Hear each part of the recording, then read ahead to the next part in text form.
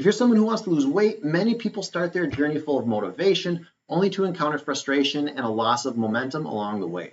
What if the real reason behind the struggle isn't a lack of willpower, but it's not knowing how to handle the emotional roller coasters that come with it? In this video, I'm going to cover the single biggest pitfall that derails most people, and more importantly, how to avoid it entirely. So stick with the video. By the end, you'll have some amazing tools on how to keep the weight loss journey easier, faster, and far more enjoyable along the way. So I hope you enjoy. All right, welcome to this talk on the 5 emotional stages of weight loss. Now, one of the things I will be very honest about with this talk is that this is a talk that I actually got from somebody else. However, it's not on weight loss, it's on business. And so these stages are the exact same. And the journey that people go through will be the exact same as well. The person that I took it from was Alex Hormozi, but his is pertaining to business and entrepreneurship. And I figured that we can take this exact same concept and apply it to weight loss. So here we go. So little background about myself. My name is Dr. Erik Carlson. I'm a chiropractor by trade. I've been practicing chiropractic now for almost 14 years, but I've also been doing weight loss and been helping people with weight loss for the last 9. So it's a big part of my practice and one of the things I do to help people lose weight. And I've been able to help hundreds of people lose thousands of pounds along the way. So when we're going through this, there are 5 different stages of emotion that people will go through when they are going through this weight loss journey. And as we go through this presentation, a couple of things. I promise that this is either going to be one of the best presentations you've ever had on weight loss, especially when it comes to the emotions that go along with it. It'll either be the worst presentation on emotions on weight loss, or it will be somewhere in between. So one of the things that's important to understand first is, why is this important to know? Because one of the main reasons for this is that the better that you can manage your expectations, the easier the journey is. And when you can identify where you're at in the journey, that means you can also create a better plan. It's easy to plan when you know where you're at and what potentially can be coming up. It means there's going to be less surprises along the way, and then it also creates a much more realistic interpretation of reality where you're at, which ultimately means that you will be able to better make decisions because you are able to avoid a lot of emotional roller coasters that can come along the way very easily unless you're prepared for them, unless you know how to handle them. So when we're looking at these 5 different stages of emotion that comes with weight loss, we're looking at it kind of based on this graph. The top part in the blue is going to be based on more positive emotions. The tan part on the bottom is going to be negative emotions, and the x-axis is going to be the time frame that you're progressing along. So the very first emotional state that we get into is this idea of uninformed optimism. So what does that mean? It means that there's a lot of initial excitement that comes along with it. So there's going to be high energy, high enthusiasm at the beginning. You're going to have this feeling where you're really motivated. You're ready to make a very significant change. It's going to lead to, you're going to have a lot of positive reinforcement from friends, family members, or social media. And so it's going to create this high level of initial excitement. The other thing that this uninformed optimism leads is to unrealistic expectations. And so what this breaks down into is that oftentimes there may be a belief that you can get quick fixes, you're going to see really immediate results. There's going to be an underestimation of time and effort it takes to reach the weight loss goals. And oftentimes people will set goals without really considering limitations of capabilities that people have with it. The other aspect of this uninformed optimism is that it's also accompanied with overconfidence. And so when we're looking at overconfidence, this makes the assumption that success can be achieved without having to make a lot of significant lifestyle changes, it's possible, but not super common, right? Because if you keep doing the same thing that got you to where you're at with the problem and expect a different result, but you don't change anything, the likelihood of that happening is very, very unrealistic, right? So there's that. There's also this idea of overlooking the potential challenges and obstacles because of this overconfidence. And there's oftentimes a very high adherence to new habits initially because they're driven, once again, by that high level of motivation, that high level of excitement. One of the other things that also comes along with this uninformed optimism, though, is the lack of knowledge. You're excited, but you really don't know what you don't know. You're in the stage of, oh, this is going to be easy. I saw this other person do it. I will be able to accomplish the same thing, but you don't necessarily know the things that you don't know yet. And this is super common when people are following diets or extreme exercise routines, especially if they don't have proper guidance and they're trying to do it on their own. Maybe it's the first time they're going through this journey. There's tons of things that people don't know that they don't know yet. And this is what happens is that there's the other problem of not only not knowing what to do to keep the weight off or to lose the weight, but it's also not knowing what to do to keep the weight off long term, which is one of the major purposes of trying to lose weight. Most people that I know of don't want to lose weight for 2 months and then they're like, okay, well, now I'm ready to gain the weight back. Most people want to keep the weight off long term. And so there's a very different set of skills that you need in order to lose the weight versus the set of skills you need to keep the weight off. And so this all falls under this first stage of uninformed optimism. Next stage that we progress into is this idea of informed pessimism. So you start to understand and you start to learn the things, and it's starting to create this a little bit more idea of pessimistic view. So this first thing that happens is that you start to get into this realization that there's going to be challenges along the way. So the initial excitement is starting to wane off as the reality of the effort required starts to set in. You will start to encounter obstacles and difficulties that weren't anticipated. And part of that is because initially there was that uninformed optimism. Also, this awareness of long-term commitment needed for weight loss starts to creep in as well. So it's like, okay, realizing that this is not just a short-term thing, but going to be more of a long-term thing with it. Next is doubt and frustration also start to set in. So this is feelings of doubt and discouragement. They start to surface. Frustration with slow or minimal progress despite initial efforts. It's very common as you go through this journey here that you will not lose weight every day. It's super common for your weight to go up, to go down, even if you're following things exactly the way that you should be. And that's where sometimes that frustration comes into play is the reality does not meet expectations. This also starts to lead a little bit into temptation to give up or revert into old habits. Next is the emotional strain, right? So you start to deal with increased stress and mental fatigue along the way. There's the potential feeling overwhelmed by the ongoing effort needed to reach the goals that you have. And you start to have larger experiencing of emotional highs and emotional lows. So there's a wider gap between feeling frustrated and the potential excitement that's showing up. And then the next one here is you start to get to the stage where you start to have this idea that maybe you need to start looking for some things that are a little bit more in depth and seeking understanding. So this is learning more about effective weight loss strategies instead of for people that have maybe tried to do it on their own. They start to look for more of a strategy instead of saying, well, I can just do this on my own. Maybe I need to start looking for a little bit more help along the way. You start to understand that quick fixes are ineffective and oftentimes not something that's sustainable long-term as well. And then also you start to this idea of seeking out more of a reliable source of information and support. Has this source that I'm looking at, have they been able to do this in the past? Have they helped other people do it? Have they gone through journeys like this? Those types of things. So that is the second stage of these 5 stages of emotion is informed pessimism. Now, next stage, super important, the valley of despair, right? So this place is the most challenging stage by far. Because what happens is that there is a severe drop in motivation and frustration increases because there is either slow or no progress or a very, very strong lack of progress through here.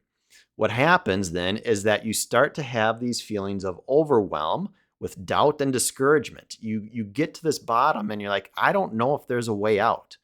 And what happens is that it causes you to get into this make it or break it point where a lot of other people either will give up entirely or you will find the strength to push through and continue on the path to success. So what I mean by this is that the valley of despair is kind of this tipping point. And you've got 2 options. One is that you get to this point where you either give up Or the second is that you will actually continue going forward. And we'll dive into that in just a little bit here. So what do I mean by that is that there's often going to be some key emotional challenges that you go through with this. The first one is that there will be frustration with progress. Because weight loss, like I said, it may stall, it may slow down, maybe even it goes backwards a little bit. And what happens is that this can lead to a strong feeling of inadequacy, frustration, guilt, shame, those types of things. Also with this frustration is that the initial excitement and the rapid progress that most people have within the first couple of weeks of starting a program, they start to go away. They fade, which means that you start feeling like this journey is going to be an uphill battle and it's going to be like this the rest of your life, which is very overwhelming and very intimidating. And what also starts to happen here is that it's very common for people to start comparing themselves with other people's successes. And this can once again kind of increase or exacerbate the feelings of failure. On top of that, there's a lot of overwhelming doubt here, right? And so this is whether you're questioning, is it worth it? Or is it even possible? Maybe my body's different. My body is the one person out of the millions and millions of people on this earth that does not lose weight. I don't think success is possible because I'm going to be different than everybody else, right? But you get this overwhelming sense of doubt that goes along with it. And that self-doubt starts to creep in. It starts to lead to thoughts of abandoning and giving up on the journey altogether. I can't do this anymore. It's too hard. This is not sustainable. I don't see a way out. Right? And then that's where that negative self-talk starts to become more and more frequent. And then it also starts to undermine your confidence along the way. And then the last one of these emotional challenges is this idea of it gives you that temptation to revert back to old habits, right? So this idea of like, well, that stuff, maybe it wasn't that bad. The old routines and habits, they start to become a little bit more appealing. The emotional eating or skipping workouts starts to kind of resurface as coping mechanisms because it's challenging. And so if we don't know what to do, we oftentimes will start to revert back to old behaviors. And then this idea of like, oh, I'll just have this little, like these little cheat things, whether it's a little snack or maybe a meal or maybe a whole day, it starts to lead down this slippery slope of having it happen once to twice to every day to, weeks at a time to basically going back to where you were when you started, right? And so these are a lot of the key emotional challenges that happen in this valley of despair. As you're going through this, there's also some common pitfalls. And one of the most common pitfalls is this idea of program hopping. So I'm sure there's many people that listen to this that have done this multiple times. This is one of the biggest pitfalls that people run into, right? So what do I mean by that is that the temptation to abandon the current plan and start all over with a new program, a new diet, a new exercise routine, because this one isn't working for me. So the next one out there is going to be easier. I'll be able to succeed with it, right? And they do this over and over again. And so what happens is that people will go through these stages over and over again. You start out uninformed optimism, right? That's great. I'm excited. Maybe you see a little bit of progress. You get into that informed pessimism. You get to the valley of despair. You're like, this is too hard. I can't do it. You look for something new. And guess what? You go through the exact same process on program number 2. You start in uninformed optimism. You get to that informed pessimism. And then you once again get into that valley of despair. And so this is where you're consistently looking for the next quick fix or the next thing that will lead to a cycle of starting over without making any meaningful progress. And each new attempt, it feels promising at first, but it eventually leads back to the same point of despair. And like I said, it keeps repeating. And this is super common where people keep doing different things along the way, trying different strategies, trying different programs. And part of this is the emotional challenge that people are going through along the way. And we'll get into some other aspects that also make play a big role with this too. But the next part of this too is that this is oftentimes where a lot of the self-sabotage behavior starts to set in as well. So you start to engage in behaviors that undermine the process. And this is either binge eating, skipping workouts, having those little snacks along the way. Maybe you got some good results initially by measuring food and then you stop measuring food. Basically, it's going to be anything that you do that causes you to prevent your progression and moving in the right direction. whether it's stress eating, emotional eating, all or nothing approach where it's like, oh, breakfast was a bad meal, so that means lunch and dinner, the whole day is ruined, so I might as well do whatever I want to. And I always kind of laugh at that limiting belief because, well, if one day is bad, if one meal is bad, that means that entire day is bad. And if that entire day is bad, that whole week is shot. And if that whole week is shot, that means that the next month is completely out the window. If the next month's out the window, you might as well give up the entire year. You can just extrapolate that and keep going down. I mean, there's no point in really doing it the rest of your life if you messed up on that one breakfast or that one lunch for the day, right? It's kind of it's a silly self-limiting belief, but it is something that a lot of people go through, right? And so this is where that self-sabotage comes into play. You make excuses to justify why the goals are not being met, leading to this, once again, downward spiral of guilt and shame. And then you're unconsciously setting yourself up for failure to avoid the fear of long-term commitment.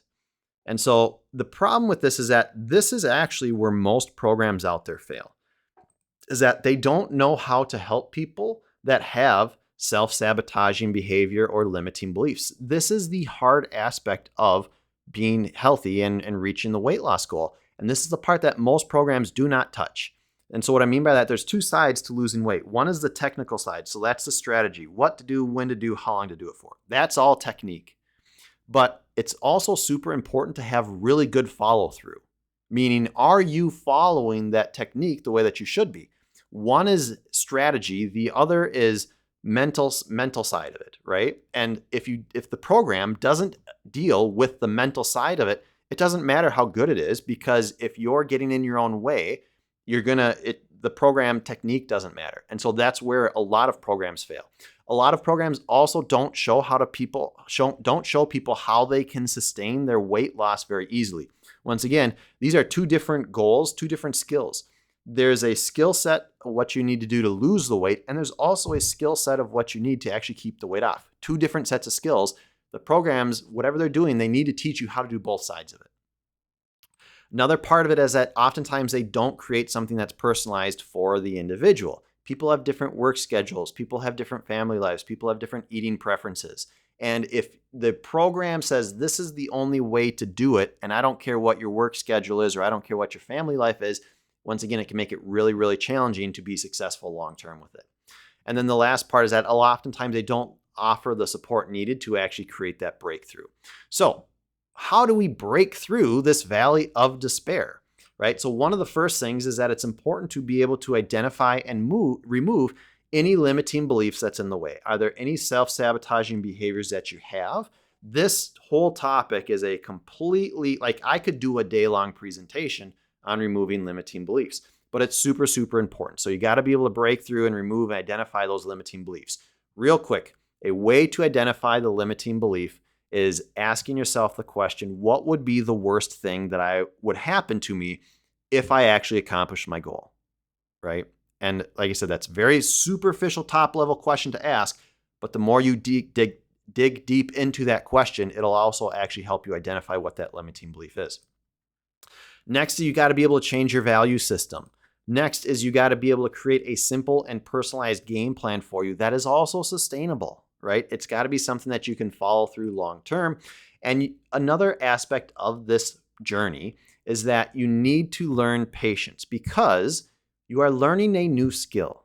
This idea of being able to keep the weight off, if you knew how to do this skill, you wouldn't be in the challenging situation that you're at. Most of the time, people do not give themselves enough patience with the idea that you are learning something new. If you already knew how to do it, you wouldn't have the problem that you have. And there's a very big distinction that I want to give between definitions. One idea is that you can have knowledge, but if you don't change your behavior based upon the knowledge that you have, you actually haven't learned anything. And the problem is that most people don't learn the things they need to learn. They have the knowledge of it, but they haven't learned because they still act the same way. And so these are the things that are super, super important in order to break through the valley of despair, because once you break through, then that leads to the next stage, which is informed optimism. So what does this mean? This means that you're going to have renewed confidence. It means that you're going to be able to recognize the progress that you made despite having those earlier challenges. You're going to start feeling more optimistic about reaching your long-term goals, and you're going to be able to develop a stronger belief in the path that you chose and the strategies that you're choosing so that you know that you are on the right path. Maybe the only thing that you need is more time, right? Next part is that it also leads to more sustainable habits. So when you start to establish the routines, you realize they're more realistic, and it also leads to something that's maintainable long term. You're going to be able to focus on this idea of more balanced nutrition, more enjoyment with exercise, and mental well-being as well along the way. One of the things I always tell people is that when you're approaching this journey, there are completely different perspectives of having a path that you choose because you want to do it versus going down a path that you feel like you have to do it. If there's something that you feel like you have to do, you will not do it long term. If it's something you feel like you want to do, you'll do it for a very long time, and you won't need motivation to do it because you're already excited to do it in the first place. You'll also start to integrate healthier habits into your day-to-day life without this idea of feeling overwhelmed. This also leads to strategic adjustments, meaning you will start to be able to fine-tune the diet, the foods, the exercises that you're eating based upon what things have worked so far, and it will become easier and easier. You're going to be able to make these small choices that are very strategic changes that lead to overcoming any of the remaining obstacles that might show up along the way. And this is also oftentimes where people will actually start to track and use different tools to monitor their progress, even at a higher level than maybe what they were doing before, because this allows them to make more informed decisions along the way. The other part that often comes with this informed optimism is that you start to celebrate more milestones, meaning you start to recognize and celebrate both the big and small achievements that you're making along the way. It's not only focusing on the fact that you're not at your goal, it's celebrating the different things that you've been able to accomplish throughout the journey. And then by using these accomplishments, they once again will help keep you motivated to continue moving in that direction. And you're saying, look at all these really cool things I've been able to accomplish since I started. That's really excited. I just want to keep doing more of that. And then it also leads to this idea of sharing your success with others, oftentimes through a support system to help reinforce that positive behavior that you're going down. So that's that fourth stage, informed optimism. And then the last stage here is mastery. And this is the part that's obviously really fun because this is where the consistent success comes into play. Right? It means maintaining your weight loss and healthy habits over a long period of time throughout the rest of your life. And you're doing this in the premise or with the idea that you will want to obviously continue to improve things like fitness, your energy, your overall well-being. Once again, you're doing this because you want to, not because you feel like you have to, and you're excited about it. And it's very possible that some people listening to this can have such a strong limiting belief that the idea of being healthy seems miserable. So why would somebody want to be like that long term? That's a very strong limiting belief. When you change that limiting belief to say, I'm healthy, I like being healthy, and I'm excited about being healthy, it's a completely different perspective. And that's where you start to do these things to improve it, not because you feel bad about yourself, but because you just want to be the best that you can be, right? And so this achieves a very stable and sustainable routine that really helps supports that long-term success. You also start to take ownership of your own health. You realize that you are the one that's responsible for your health, not your spouse, not your friends, not family members. It's you, right? You take that full ownership. And because of this, you start to make more informed decisions about your diet, exercise, lifestyle choices, and you start to feel a lot more empowered and confident in being able to manage your personal health goals. This also, like I was mentioning before, leads to this idea of continuous improvement. So you're always looking for ways to optimize and enhance results. And you're doing this, like I said, not because you feel like you're deficient or because you're bad, but because you just want to be the best as possible. And so you're committed to lifelong learning about health and fitness to the point that you feel adequate about it, right? This is where you look at setting new challenges, new goals to just work on continual growth and evolving. And the last part with this, and this last one here is definitely optional, right? But a lot of people is that when there's something that you actually master, you become a role model for other people. Now, I'm not saying you have to be a role model, but oftentimes when there's something that you master, other people will look up to you because we can recognize people that are very successful in different aspects of their life. And so you start to become inspiring by others. Oftentimes people, whether you share your journey or people ask you about it, but you'll be able to share that process with other people. When people are asking for help, you can give support. And especially this is helpful for people when they first start out on that journey. But you'll also be able to embrace the role of a mentor for healthy living within your community, whether that community is friends, family, social groups, church groups, or community at whole, right? But once again, the idea of becoming a mentor, you don't have to be. It's just an option. And a lot of times people really like that process because you can start serving others and helping other people reach their health goals that they have. But ultimately, here's the thing, is that it's up to you, right? Your journey is as much about mastering your emotions as it is about the technical side, as it is about transforming your body. Because when you go through these different stages, the initial stages of excitement to the challenges through the valley of despair, you finally start to triumph and you get to that state of mastery. Your mindset plays a major role with this. And if you ignore it, you run into the same problems over and over and over again. And this is where you have the choice. At what point are you ready to make that full commitment so that when things do get a little challenging, you recognize that this is where you're at. I'm in the valley of despair.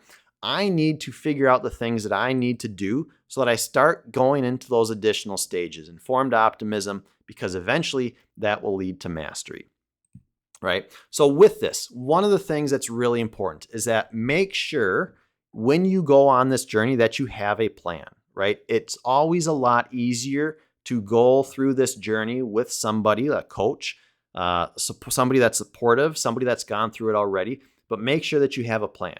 Make sure that you equip yourself with the tools to support and manage the different emotional states, because this is a very real thing. If you pretend that it's not and ignore it, you will keep running into the same problem over and over again. Make sure that it's personalized for you along the way. Like I said, everybody's different.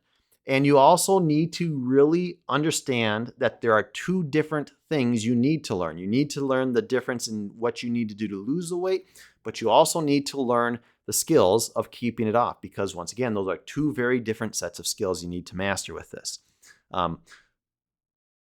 With that being said, though, one of the things I always like to kind of reference to this, because it is an important analogy. A lot of people that listen to this, vast majority of people that listen to this will have at one point gotten their driver's license. And this is why this story is so important. When you first learn to drive a car, there are lots and lots of things that you had to learn. You had to first go to a class to just start learning the stuff, right? So you had to learn the different street signs. You had to learn how the painting on what the lines on the road mean. You had to start paying attention to different laws and rules. And then you got behind the wheel, and then you had to learn how far back you have to start stopping when your car's going 30 miles an hour versus coming up to a stop sign at 60 miles an hour. Like, you had blinkers and paying attention on the driver. There's literally thousands of things that you had to learn when you were learning to drive a car. But I can also guarantee you that as an adult, you've driven from point A to point B and you don't know what the heck happened or how you got there, right? And so the point is that you learned the skill of driving to the point where you've mastered it so well that you can do it unconsciously. You do not need to think about it, and you will go on autopilot. And that is always my goal for people when they're looking at not only losing weight, but really being able to keep that weight off, is so that that's all on autopilot. And then it's just one less thing you have to think about, right? So that's it. I went a little bit longer than I wanted to today, but those are the different stages, 5 different emotional stages of weight loss. If you got any questions, please feel free to reach out. That's what I got for today. So until next time, we'll see you again.